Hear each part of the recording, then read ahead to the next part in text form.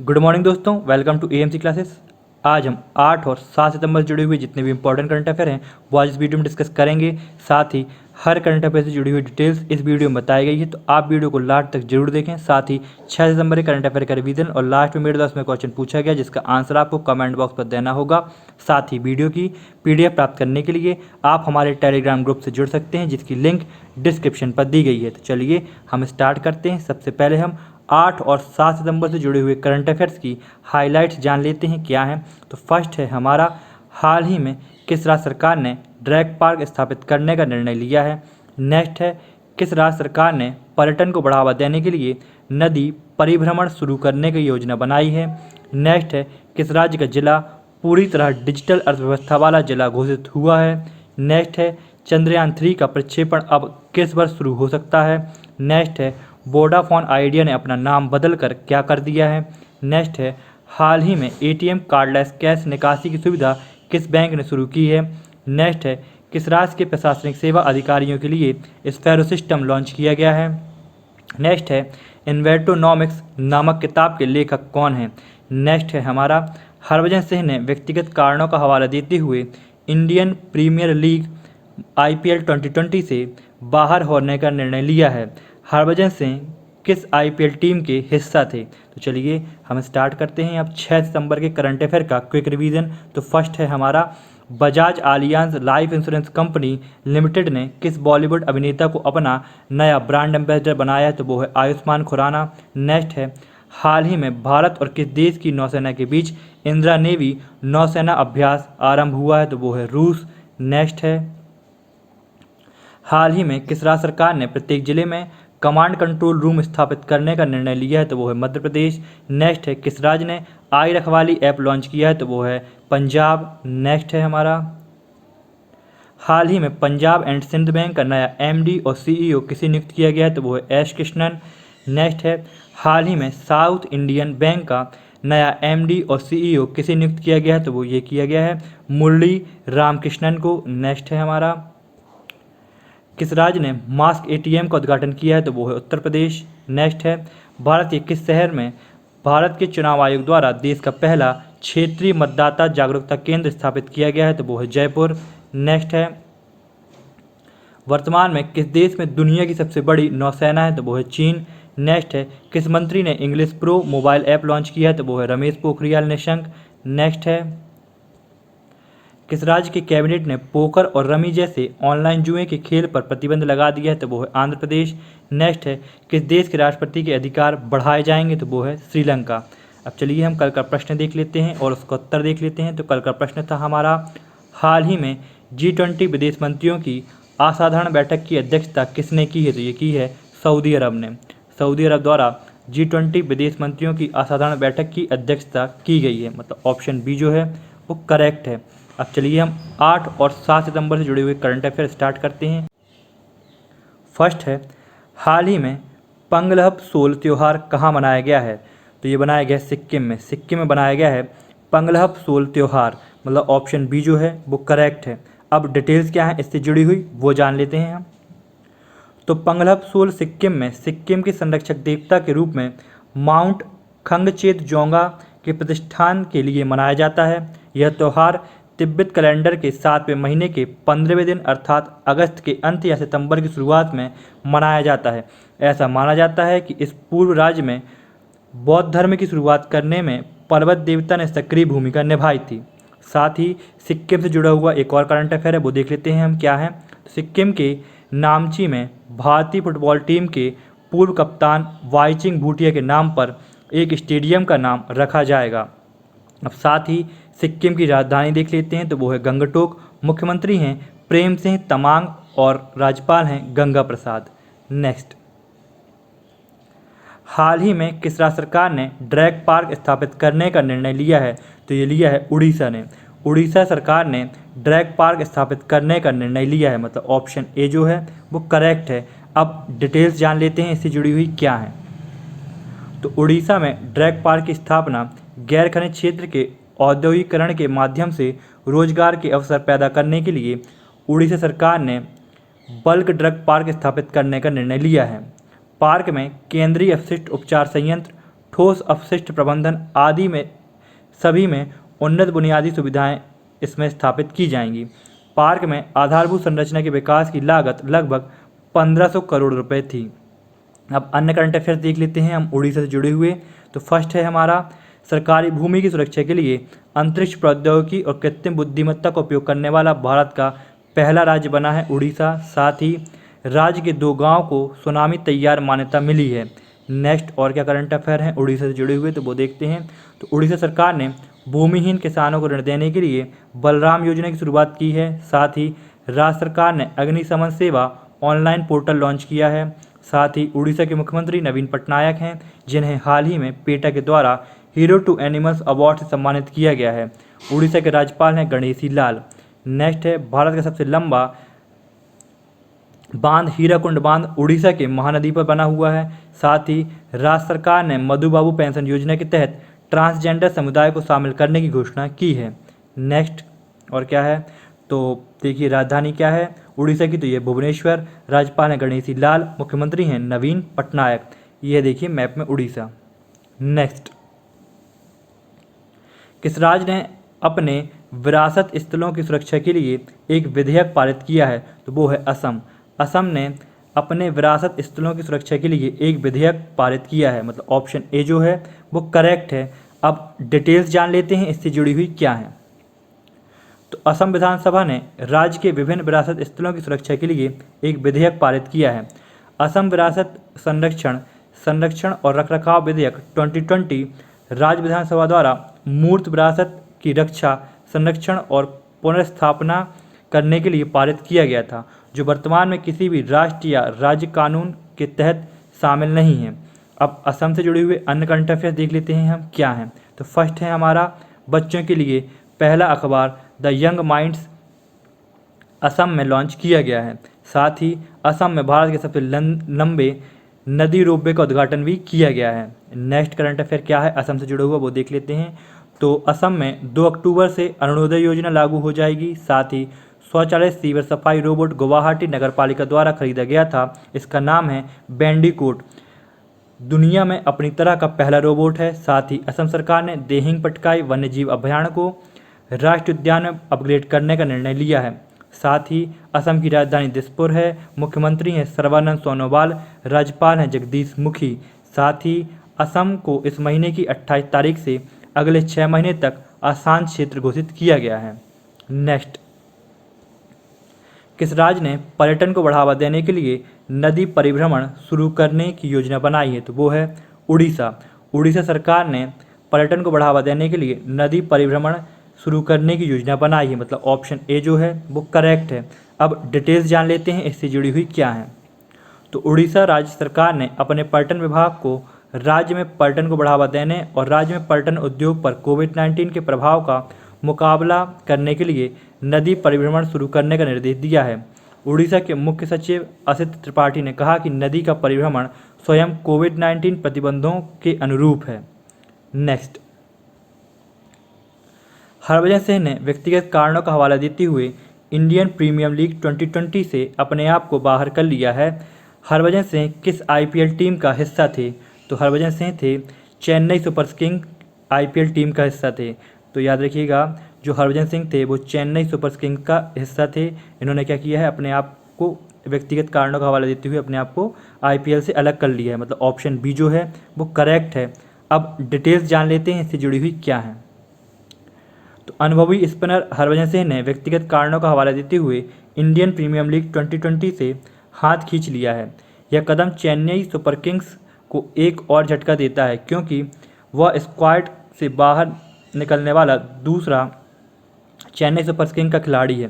सुरेश रैना निजी कारणों के कारण टूर्नामेंट से पहले ही हट गए थे और भारत लौट आए थे। तो याद रखिएगा इसमें क्या है, सुरेश रैना जो है वो पहले से ही हट चुके हैं। दूसरे खिलाड़ी कौन हो गए हैं, हरभजन सिंह चेन्नई सुपर किंग्स से हट चुके हैं। भारतीय क्रिकेट कंट्रोल बोर्ड ने अनअकैडमी को आईपीएल के 3 सत्रों के लिए अपना आधिकारिक पार्टनर बनाया है। तो याद रखिएगा आईपीएल ने क्या किया है, जो आईपीएल में 3 सत्रों के लिए आधिकारिक पार्टनर किसको बनाया गया है, अनअकैडमी को बनाया गया है। ये बहुत ही ज़्यादा इंपॉर्टेंट करंट अफेयर है। और देखते हैं क्या है आईपीएल से जुड़ा हुआ। तो फैंटेसी गेमिंग स्टार्टअप ड्रीम 11 द्वारा इंडियन प्रीमियर लीग सीज़न के टाइटल स्पॉन्सरशिप राइट्स हासिल कर लिए गए हैं। तो याद रखिएगा स्पॉन्सरशिप अब किसको मिल गई है, आईपीएल की ड्रीम 11 को। नेक्स्ट है अमृतसर स्थित ई मोबिलिटी स्टार्टअप ई बाइक गो ने भारतीय क्रिकेटर हरभजन सिंह को अपना ब्रांड एम्बेसडर बनाया है। तो हरभजन सिंह किस कंपनी के ब्रांड एम्बेसडर हैं, तो ये हैं ई बाइक गो के ब्रांड एम्बेसडर। नेक्स्ट, भारत के राष्ट्रपति ने पहले आवासीय समारोह में कितने शिक्षकों को राष्ट्रीय पुरस्कार से सम्मानित किया है, तो ये है 47 शिक्षकों को राष्ट्रीय पुरस्कार से सम्मानित किया गया है राष्ट्रपति जी द्वारा, मतलब ऑप्शन बी जो है वो करेक्ट है। अब डिटेल्स जान लेते हैं इससे जुड़ी हुई क्या है। तो भारत के राष्ट्रपति रामनाथ कोविंद ने शिक्षक दिवस के अवसर पर शिक्षकों को राष्ट्रीय पुरस्कार से सम्मानित किया है, जो सर्वपल्ली राधाकृष्णन की जयंती पर मनाया जाता है। शिक्षा को बढ़ावा देने के लिए देश भर के 47 शिक्षकों को उनके निस्वार्थ योगदान के लिए प्रतिष्ठित पुरस्कार से सम्मानित किया गया है। लगभग 40% विजेता महिलाएं थीं और यह पहली बार है यह आयोजन वर्चुअली आयोजित किया गया है। नेक्स्ट, हाल ही में एटीएम कार्डलेस कैश निकासी की सुविधा किस बैंक ने शुरू की है, तो ये की है आरबीएल बैंक ने। आरबीएल बैंक द्वारा एटीएम कार्डलेस कैश निकासी की सुविधा शुरू की गई है, मतलब ऑप्शन सी जो है वो करेक्ट है। अब डिटेल्स जान लेते हैं इससे जुड़ी हुई क्या हैं। तो आरबीएल बैंक ने इंस्टेंट मनी ट्रांसफ़र प्रणाली का लाभ उठाते हुए एटीएम कार्डलेस कैश निकासी की सुविधा शुरू की है। बैंक इस सेवा की पेशकश करने के लिए वैश्विक वित्तीय प्रौद्योगिकी प्रदाता एमपेज पेमेंट सिस्टम के साथ करार किया है। आरबीएल बैंक ग्राहक अपने क्रेडिट कार्ड के बिना बैंक के 389 IMT सक्षम एटीएम या देश भर के 40,000 से अधिक अन्य बैंक एटीएम से नकदी निकासी कर सकते हैं। नेक्स्ट, हाल ही में किस राज्य सरकार ने वाटर सेट परियोजना शुरू करने की घोषणा की है, तो ये है कर्नाटक।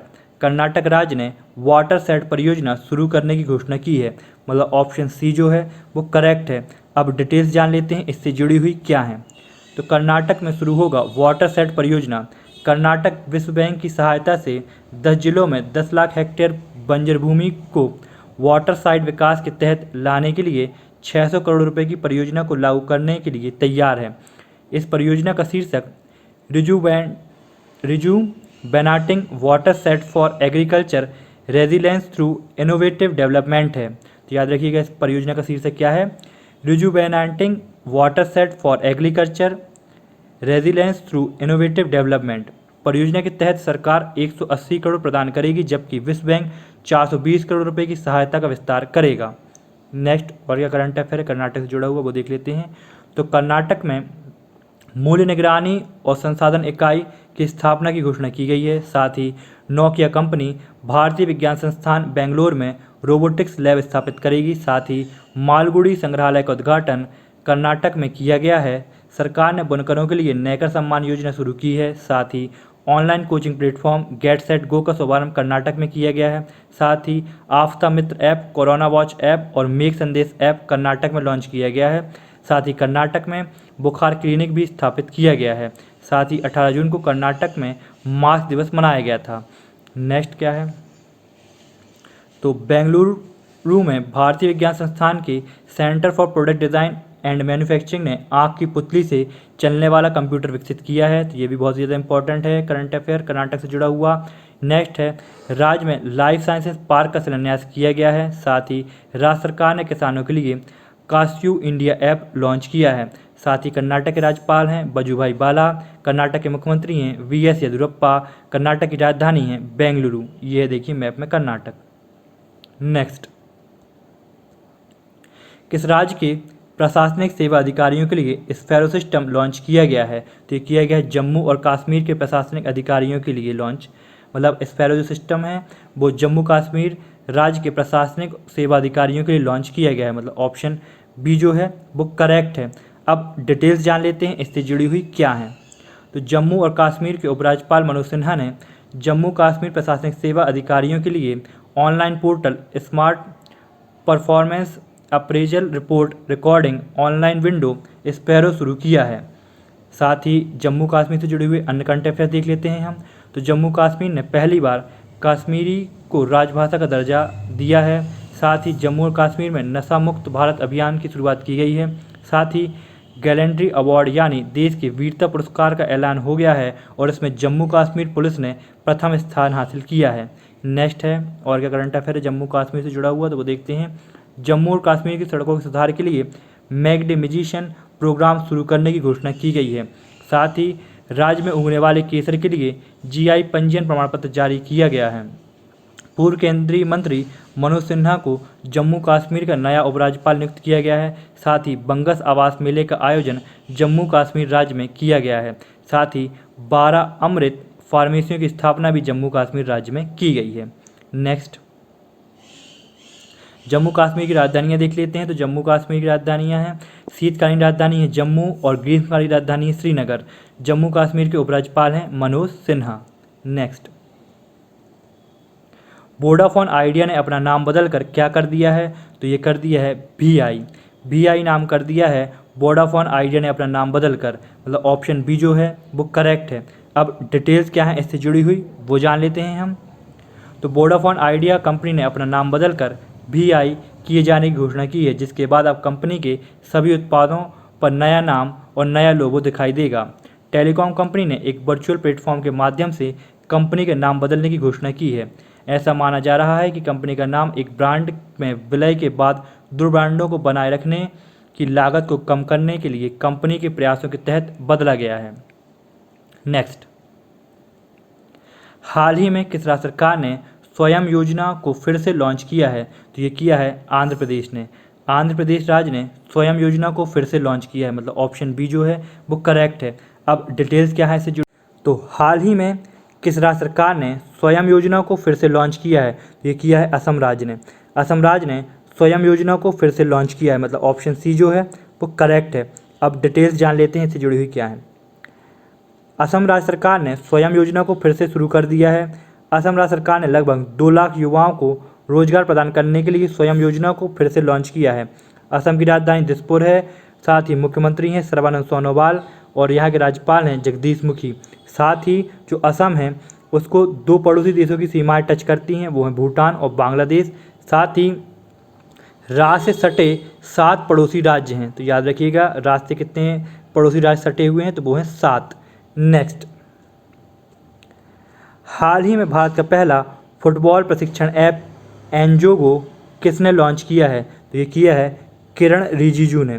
किरण रिजिजू ने भारत का पहला फुटबॉल प्रशिक्षण ऐप एंजोगो लॉन्च किया है, मतलब ऑप्शन डी जो है वो करेक्ट है। अब डिटेल्स जान लेते हैं इससे जुड़ी हुई क्या है। तो एंजोगो प्रशिक्षण ऐप भारत के युवा फुटबॉलरों को प्रशिक्षित करने के लिए उचित ऑनलाइन कोचिंग तक पहुंचने में सक्षम करेगा।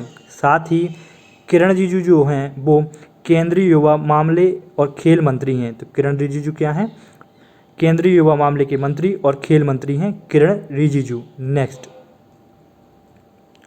स्वास्थ्य श्रेणी में कौन सा ऐप भारत का दूसरा सबसे अच्छा ऐप घोषित किया गया है, तो वो है iMUMS जो है वो भारत का दूसरा सबसे अच्छा ऐप घोषित किया गया है स्वास्थ्य श्रेणी में, मतलब ऑप्शन सी जो है वो करेक्ट है। अब डिटेल्स जान लेते हैं इससे जुड़ी हुई क्या है। तो IIT BHU के 2 पूर्व छात्रों रवि तेजा और मयूर तुरपेटे ने iMUMS ऐप विकसित किया, जिसे प्रतिष्ठित आत्मनिर्भर भारत ऐप इनोवेशन चैलेंज में स्वास्थ्य श्रेणी में देश का दूसरा सबसे अच्छा ऐप घोषित किया गया था। नेक्स्ट